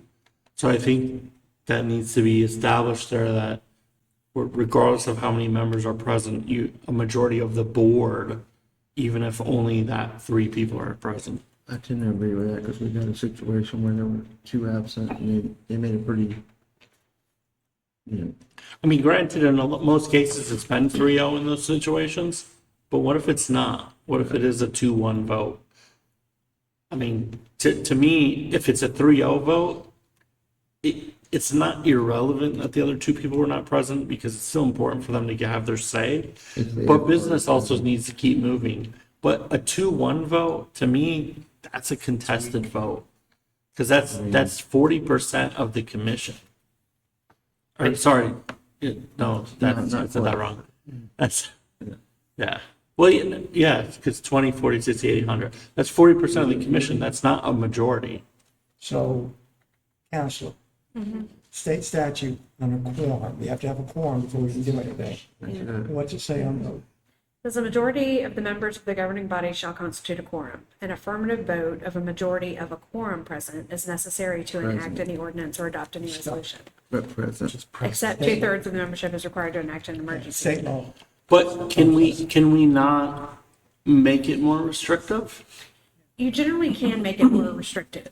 You can conflict if you're being more restrictive. Right, and in which case we're saying, hey, we're not gonna just accept two, that's too low of a bar for us. We're gonna require the three yeses. I think you can. I want to reserve the right to Yeah. check it out a little bit I would further, like- but I think you can because it is more restrictive. Yeah, if you could explore that further, because that's, to me, Full agreement with you. yeah. Yeah, I'm in agreement with, remembering you're setting up what could be constituted a case law situation. You're in conflict with the state statute. Well, but if it's more restrictive, you can, it's true, you are setting up that situation. And just as a practical matter for, efficiency's sake, if you have a special meeting where you need something, there's an emergency, there's a hurricane, there's a special meeting, whatever, and you only can have a quorum of three, and they do not agree, and they never will, no city business will get done. Recall, Which also takes time, and no city business gets done for a period of time. Yeah. It is very restrictive, and it can be ultimately devastating. there's trade-offs. I would appreciate it if you would at least explore it for our next meeting. Additional things in that item that I want to mention those. Neither the mayor, commissioner, nor any commissioner shall individually direct or interfere with the performance of duties by the city manager or by city employees under their supervision. Administrative authority and day-to-day operations of the city are vested exclusively in the city manager. The mayor commissioner role shall be limited to presiding over meetings, representing the city ceremonially, and carrying out duties expressly delegated by this charter or by ordinance approved by the commission. And my reason for this, and I don't care who hears it, I feel like 3 of the past mayors, the current one, the previous one, and from what I've heard of other city employees, the one previous to that, were way too involved in day-to-day business. So that's where I'm coming from with that. That's 3 examples that I have in my opinion. That's only my opinion, but that's a section that I would like us to at least talk about and consider. You used a word in there at the beginning. Was it influence? Can I influence the city manager? Shall individually direct or interfere with the Interfere. performance of duties by the city manager or by city employees under their supervision. I mean, the city manager. So what are we city saying manager with that? reports to- Yeah, interferes kind of a. I look at it like this. This body that we elect is like a board of directors for a multi-million-dollar company. And they hire a CEO, which is the city manager, to run the ship. And if you have the board of directors coming in and getting into the day-to-day business, that's not what the board of directors is for. If they have concerns with their CEO, they take it up with the CEO, not the individual employees. I also feel like the city manager reports to the commission. They serve at the pleasure of the commission. Okay, so let's say that the commission hires the city manager to do A, B, and C, right? And then due to this, the performance of that city manager or whatever, things change and they say, wait a second, we need to move this responsibility to the city clerk. This is more appropriate for us to move this responsibility to the city clerk. In my opinion, based on that verbiage, the commission would be preventing the city manager from performing his or her duties. Well, they would change their duties though. Well, can they do that now if we put this in the charter? What I'm saying here is that we got to be very careful as to what we handcuff the commission with that verbiage as to what they can and can't do. But before I go any further on that, I want to go back to this whole quorum and majority. First of all, there was made mention of this in the public commentary in the last meeting, that an entire commission must vote on department heads. We've got elected officials. We expect our elected officials to show up to vote. If you don't show up to vote, you don't have a vote. And I'm inclined to side with the Florida state statute on this, and here's why. Because if an individual knows how the vote is going to go, they can purposely not show up to a commission meeting because they know the majority is not going to be there. So I think what's going to happen is there's a potential there. If we start saying, well, if you have a quorum and you have to have a supermajority essentially of a 3-0 vote, then we open ourselves up for some politics to be played to prevent city business from occurring. I can tell you what I would do. I would call 2 special meetings immediately after that with the proper notice period, and I would bank on those same people not showing up. I would not excuse them, and they would be removed from office. Well, Because we have procedures for a reason. You're elected, you show up, and you go to you do your job, you show up to your meetings. yeah. I'm not asking for a supermajority, which is 4. I'm asking for a majority of the elected body. Which would And be 2-1. no, a majority of the elected body, which is 5. 3. I'm talking about people present. I'm not talking about that. I'm talking about a majority of the elected body, which is 3. And the reason being, and I had this typed up long before that meeting. I've had this typed up for probably about 3 months now, before I was even selected. The reason being is that, in my opinion, when it comes to decisions made by this electorate, you have 5 up there for a reason. And if you're making a decision that only 2 agree with, that is not a majority in my eyes. I agree. I would also ask that we recognize the fact that our elected officials need to do what they're paid to do, and that means show up. And I have stuff on that later. I do have stuff on that later that I'll bring up. But back to, I'm sorry, go ahead. From an operational standpoint, let's take this time of year. December 24th, we have catastrophic fire break out through the city. We have 2 commissioners that are not from Bay County, so they go home to see their families for Christmas. We call a commission meeting to establish a state of emergency or some type of action the commission must take to save property to work in the city. And all of a sudden, we can't do it because one person who says, I'm not going to agree with those 2 because we're not going to get anything done. It's not in the best interest of the city, in my opinion, to only have. to You have constitute, emergent procedures. right, but we have to constitute what's an The emergency. commission has to, What's an emergency? it could be anything. I Imminent mean, threat to public safety. Right, health, but that's safety, or not, welfare. it's electing an interim city manager. That's not an emergency necessarily. Like a fire, hurricane, something like that is. But if you only have 3 members here out of the 5, and you're making that decision for the city, Well, you can specify that, but you can specify if you want a majority or a supermajority of the commission to make certain I decisions. grant it, in an I think emergency, you can absolutely, we absolutely have do to. that. Yes. I mean, what he's proposing is for all legislation and all actions. is it? Wait, if you I were mean, the way I suggesting- wrote it, it's for every Yeah, meeting you can't, because I mean, that's just, I believe we need to have a majority of the commission But I approving absolutely stuff. think you can do something restrictive for certain actions. If we want to do an exception for, life and limb type stuff, then I'm not against that. But to me, appointing an interim is not life or limb. Life or limb, to me, involves core fundamental services that the city should be responsible to provide the electorate, which I'll also get into later.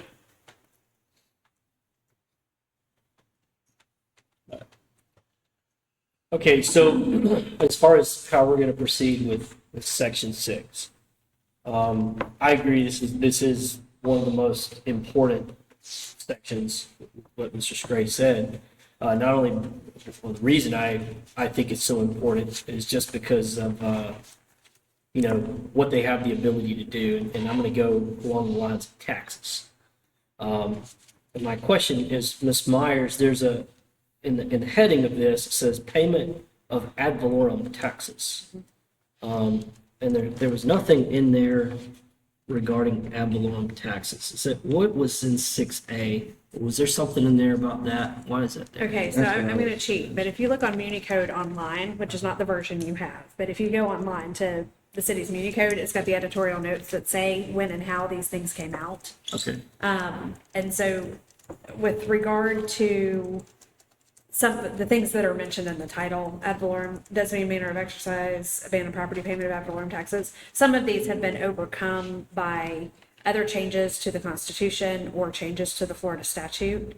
And so they have been removed. Some of them have been removed from the charter and some of them have been converted into ordinances. Okay.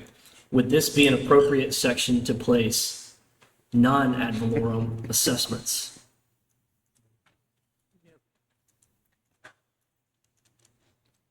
Depends on what you want to do. Well, I'll tell you what I want to do. I know what he wants to do.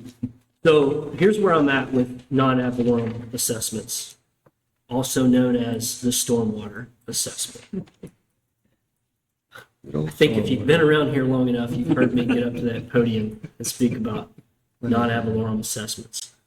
It basically comes down to, number one,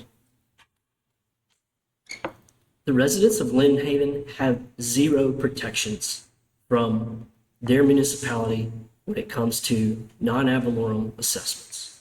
And here's why I say that. Number one, a city can levy a non-ad valorem assessment on their residents.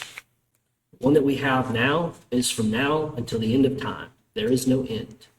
So that would be point number one, is that when a city wants to levy a non-ad valorem assessment, well, Lynn Haven wants to levy a non-ad valorem assessment on its residents, it has to have a start date and an end date. It's not forever. We did have an end date. No, we don't.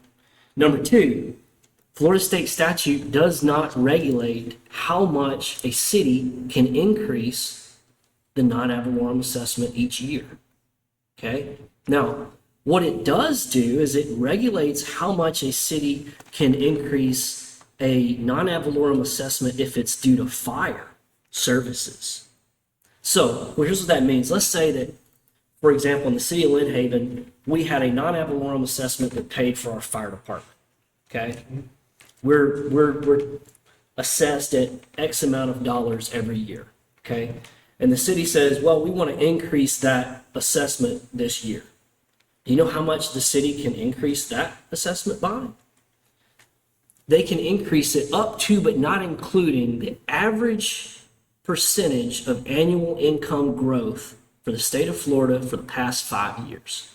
So I called the Department of Revenue and I said, hey, how much was the average annual income growth in the state of Florida over the past 5 years? They said it was 7.6%. So what that means is the city of Lynn Haven can only increase your fire assessment by 7.6% that year. All right?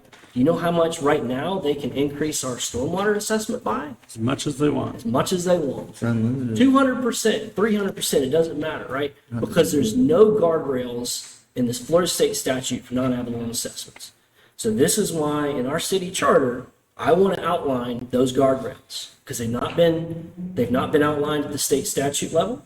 So we're going to I want to outline them in our charter. So there'd be a start date and an end date. There would be a cap on subsequent annual increases to the annual assessments. What would that cap be? It would mirror the fire assessment. Florida state statute says the average annual income growth over the 5 years. I think that would be the same for any type of other non-ad valorem assessment. And this is the most important thing. It would require an assessment to be placed on the ballots for the voters to confirm. So the voters would have to say, yes, I want to pay an assessment for the next X amount of years. And finally, if the city did need to increase that amount that year that would exceed the 5% or the 7.6% in the example that I gave, it could be done, but it would have to be on the ballot. So that's why I'm so passionate about non-ad valorem special assessments, is because the residents of the city of Lynn Haven have zero protections from the Florida state statute, and we can get taxed at whatever level that we want to get taxed at. So on the other side of that, can you speak on the impact of the city or something like that? If you were to implement that? If we were to get rid of the non-ad valorem or No, implement just these- requires one bit. So, if it were to be on the ballot, it's not likely to never get passed. Right. I mean, if you put taxes on, I'm gonna vote if the no. governor puts property taxes on the ballot, how many people are gonna vote no to taxes? No matter how much education is done on what's gonna go away, if there were no property taxes right now, our police and fire go away. Right. So, as soon as you put a tax question on the ballot, people automatically vote no to taxes. That's why I asked. Now, let me, Well, and if property taxes go away, non-ad valorem streams are gonna be your sole source of revenue. to the city. in an argument of that, in the state of Georgia, they have something called SPLOST, Called what? SPLOST, special assessment. Every year it has to be voted on by the taxpayers. Depends on your area. It gets voted in. So if it's defined and what it's going to be used for, and it's actually used for that, the voters. So it increases every single year and gets voted on? It gets voted Every year. every, Wow. Yeah, in Colorado Springs, we had Tabor, Taxpayer Bill of Rights. I do want to talk about that, and I think that's where something like this would fall into, is a citizen's rights guarantee. It would be a new section in the charter, and it would detail specific rights that the citizens are guaranteed. And I think that would be a section where we include something like this in the appropriate guardrails. Whether that leads to a ballot question every time or not, we can debate, but I think that's where something like that would fall into. What was nice about in Colorado with the Tabor was if there was any excess collections, the city didn't get to just spend it on whatever the council there as a council, whatever they wanted to. It had to come back to the public, and they could say, are we allowed to roll it into the general fund? Are we allowed to use it for this other specific purpose? Or is it going to be refunded to you? And the refunds could come as the city had its own utility, so it would go through, you get a credit. If you have a surplus, you would get it back. And the refunds were usually like $7 a household for the year. Yeah, it's not much. So nobody, the whole 11 years I lived there, nobody ever voted for a refund. It was usually whatever the other project was, it was something that people wanted, and so they would approve that. And like one time it was to install ADA accessible features beyond the minimum required at various parks. It passed, so.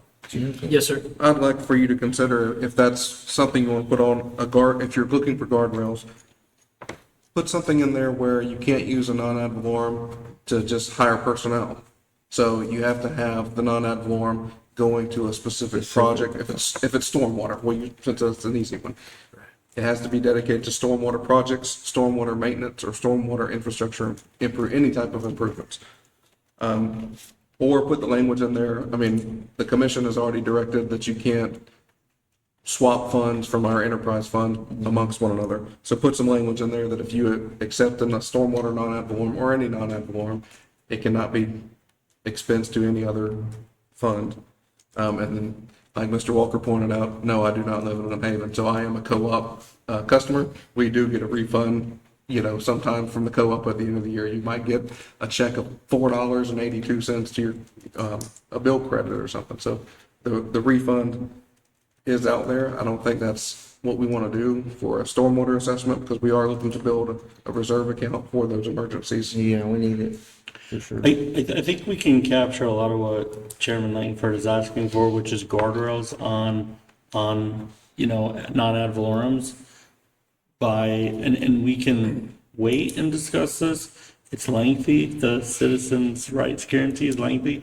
I'm more than happy to email it to CJ for disbursement. We can talk about it at a future meeting, but there's a lot in it, and I would like to work through it all. But I do think this can be captured in that section as part of one of the guarantees that the citizens would have on major financial decisions, and that's where we could capture these guardrails. I think Guardrails, like you mentioned, like a sunset period, a cap on increases, things like that. I think we're probably at a point, not only in this meeting, but within the charter review, that we've identified that section 6 is probably going to be pretty It's going to lengthy. be a lot. I don't think it's going to get solved tonight, nor do I think it should get solved tonight. So I'll open it up if anybody wants to make a motion. I know we'd planned on getting through 1 through 7 tonight. If anybody wants to make a motion to solidify sections 1 through 5, and then for next meeting, maybe we start with with 6 and go forward. It's completely up to you all. We can, I mean, for sake of just getting 5 of them out of the way, I'll motion that we leave sections 1 through 5 alone. okay, That there's no changes to be expected in sections 1 through 5. so there's a motion for section 1 through 5, completion of review. Is there a second? Is that it for further discussion? Were you asking a No, question? just getting here. Sorry, I was just. Yeah, we can Can discuss. we do that? That Oh, motion? I'm You sorry. can second it for purposes of discussion. Yeah. In other words, in the future, or are we just, Oh, well, it's just for now. I mean, if something For the comes up, we moment. can always reopen. okay. Yeah. I just want to solidify that. I think it would be for purposes of saying, we as a body, we don't anticipate any more changes in sections 1 through 5. So it's not really our focus, but obviously if something comes up and we need to, we would All right, reopen. I'm good with that. I'll second that. So there's a motion by Mr. Scray to close 1 through 5, a second by Mr. Marlar. Is there any public commentary? Yes, sir. I don't disagree with section 1 to 5, but section 1 states that you're canceling the form of government. It doesn't tell you what the form of government is. It's been stipulated in previous things that the form of government is city-managed government. However, it's been morphonated to be city manager government. That is incorrect. What form of government are you going to form? It doesn't tell you. It tells you you're deleting it, period. And it's not telling you what you're going to replace it with. That's the only question I have. Section 10 actually talks about form of government and says the form of government of the city of Lynn Haven provided for under this act shall be known as the commissioner - manager plan. The commission shall constitute the governing body with powers to pass ordinances, adopt resolutions, and appoint a chief administrative officer to be known as the city manager. So it is in section 10. It's good. So we're not going to reference it. We don't have to reference it. You can just let it slide to section 10. But even in section 10, it says commissioner managed government. That's not what we've been operating under city manager government. Well, I'm making a note to, when we get to section 10, to talk about that. Okay. Thanks, Mr. Walker. Fine. Thank you. Any other public commentary? Okay. Chair, may I clarify for section 5? Is that without Mr. Spray's queries to the city attorney? Is that including the stuff that he said with, No, ma'am. Section 5 will remain unchanged. My queries were regarding a different section. so it's sections 1 through 4? No, 1 through 5. 1 through 5 or He was just asking a question, I think, about. Okay, city manager, will you call the vote? Mr. Scray, Yes. Mr. Marlar, yes. Mr. Pepper, Yes. Mr. Switzer, Yes. Chairman Langford. Yes. Motion passes. Moving on to item number 6, which is public commentary. Is there any public commentary? So I just want to ask before you do that. So the purpose of that was basically, we've been here for 2 hours. We're going to continue talking about section 6 in the next meeting, right? Yeah, so the goal for the next meeting, I think we should probably focus on section 6. We'll take the whole meeting. I don't even want to say 6 and 7. I would say just section 6.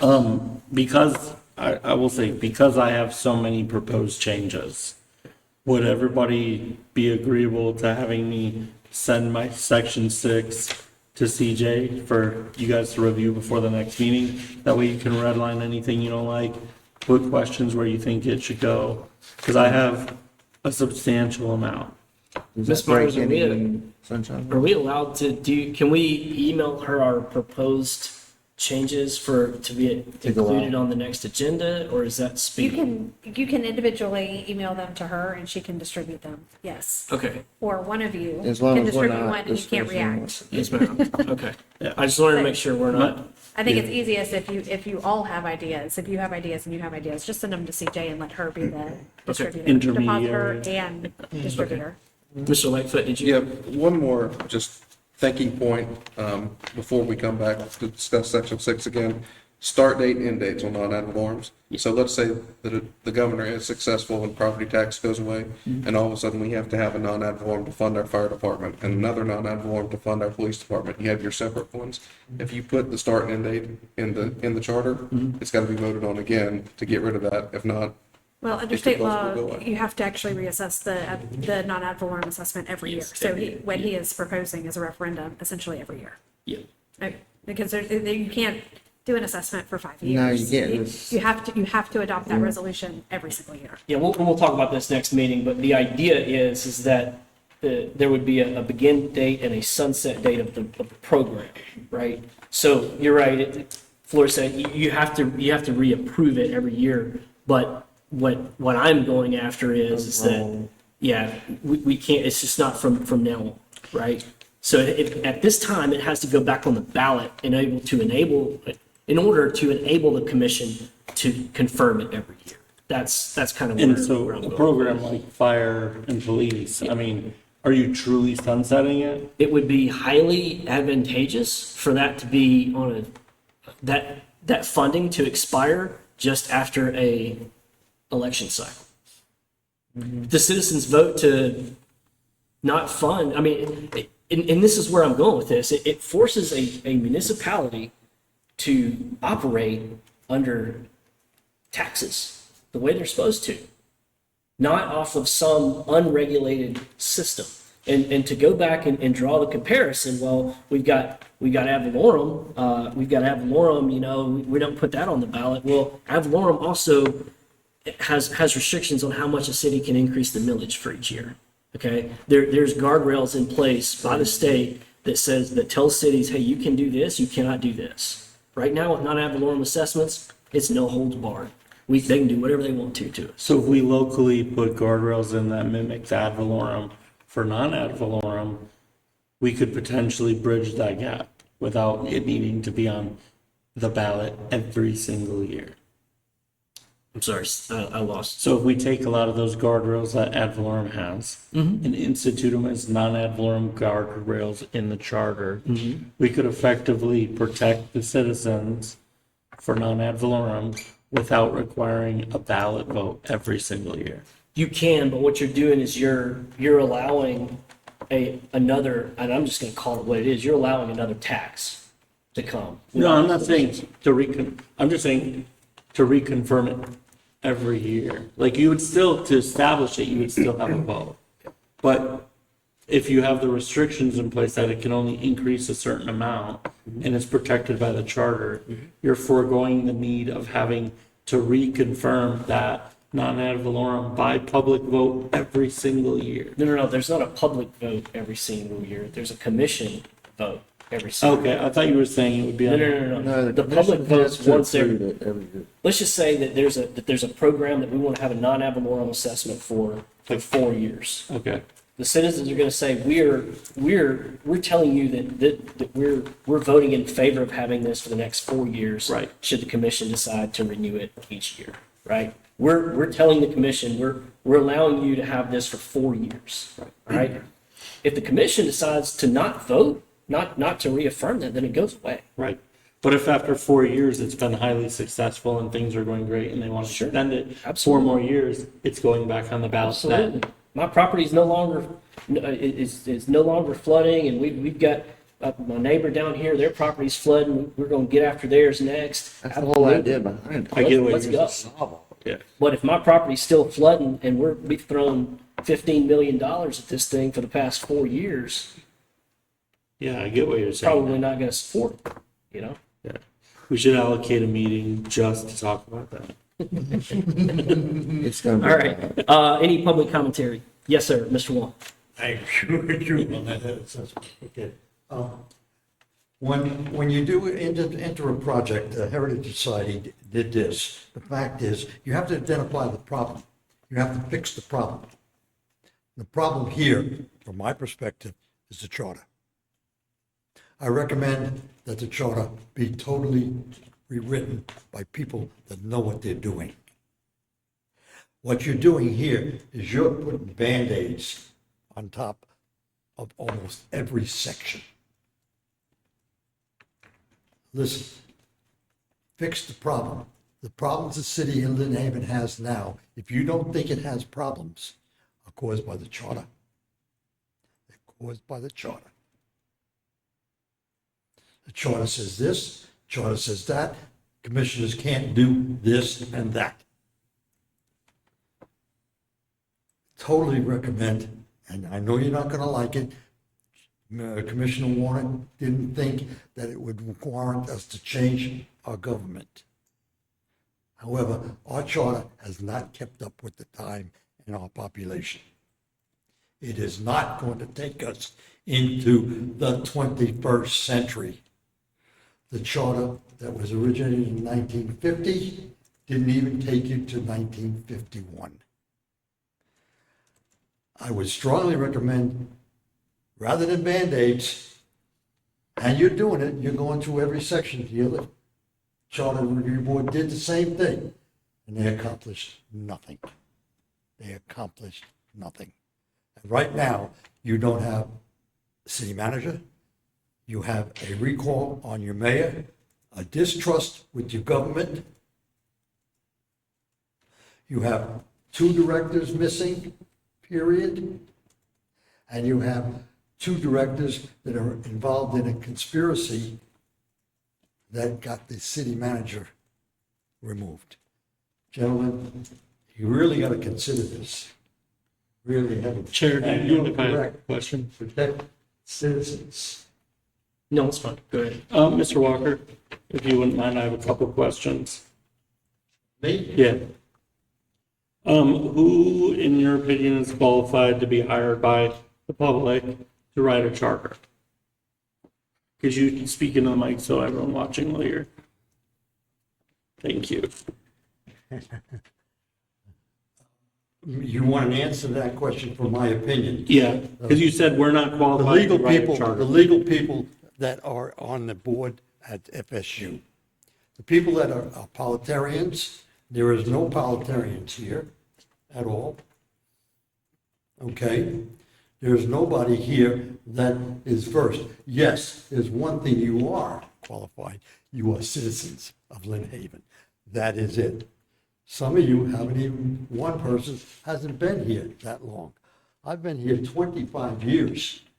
I've been to every commission meeting. I've been through every vote that they've gone through. And I've watched a mayor that you didn't mention, and 2 commissioners right now don't even know what planet they're on, much less they being able to do it.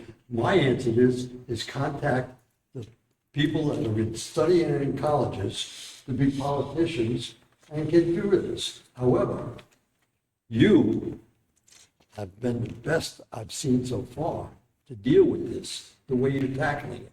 Thank you. But you're looking at a monumental task that you're only putting Band-Aids on. If you think you can correct all the problems that this city is facing with changing the charter, great. You've got one heck of a task, and you've only got 1 year to do it in. I have a second question. What form, you said changing the form of government. What form of government do you believe we should have as the city of Lynn Haven? What form of government, I think? Yeah, A mayor, commissioner. that's what it says. Straw mayor, commissioner. I don't believe that is one of the 2 that are predominant. In 1950, sweeping the country was city-managed government. Yes, it was. It was the best thing for the time. It is not now because it cannot keep up with our growth, our population, and our tax problem. Thanks, Mr. Walker. Thank you. Thank you. Locally, I think the city of Springfield and the city of Parker are strong mayor forms of government. I've looked at it. Yeah. Got a lot of research to do on that. I think he's the only Is it member of the Springfield public and left. Parker? Yes. I I think think everybody that else if you left. change, you have continuity with the city manager, Yeah. rather All right. than changing your leader every 4 years. So that concludes item number 6. We'll move on to item number 7 for next meeting. I think we agreed we're just going to focus solely on paragraph 6. I'm sorry? Section 6. Section 6? Yes, ma'am. Item 7, for the next meeting, we'll focus on Section 6 of the charter. Yes, ma'am. I would request that if you do have suggestions that you send to CJ, if you would copy me when you send them so I can do some research. Yes, ma'am. Because I already have things I know I want to look into on your proposals. Yes, ma'am. And I would love to see the rest of what you've got too, Oh, so that I yeah. can be prepared to say, yes, I think you can, or yes, you can, but, or no, you can't. No, that'd be good to know I ahead of time, prefer- honestly. If it's a no, I prefer, you can't do it that way, but here's how you could do.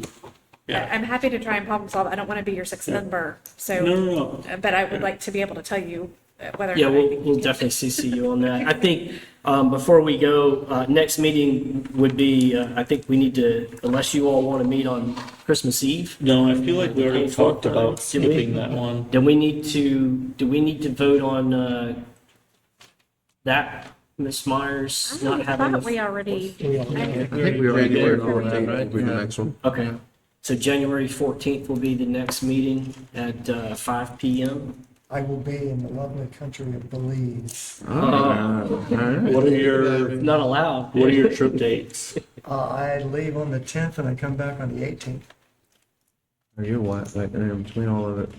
We were supposed to meet on the 14th. I'm Would you not- like to move it to the next, to the I'm not 21st? opposed of doing the 7th and still keeping the meeting on the 28th. Can we do that? Anyone want to sell it? No conflict from the city. Yeah, I'm good. You want to make a motion on that? So I motion for January meetings to be on Wednesday, the 7th and Wednesday, the 28th. Second that, you're a nice guy. Yeah. The 7th You and remember? 28th, not the 7th and 14th. That's correct, the 7th and the 28th. And the 28th. So that's an adjustment for the first meeting, bringing it a week forward and Okay. leaving the second meeting where we originally had it. Both at 5. So there's a motion by Mr. Scray and a second by Mr. Tucker to move the January meetings to January 7th and 28th, both at 5 PM. Any public commentary?